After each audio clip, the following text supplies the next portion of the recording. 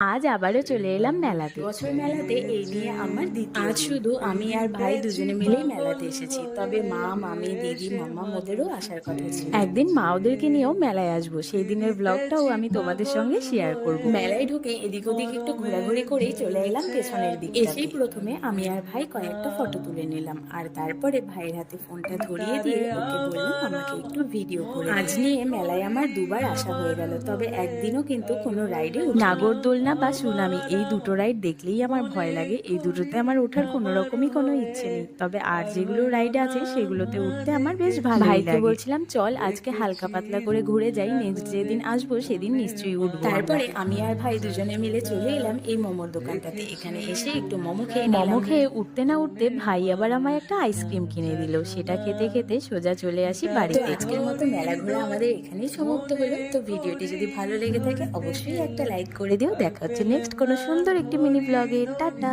By.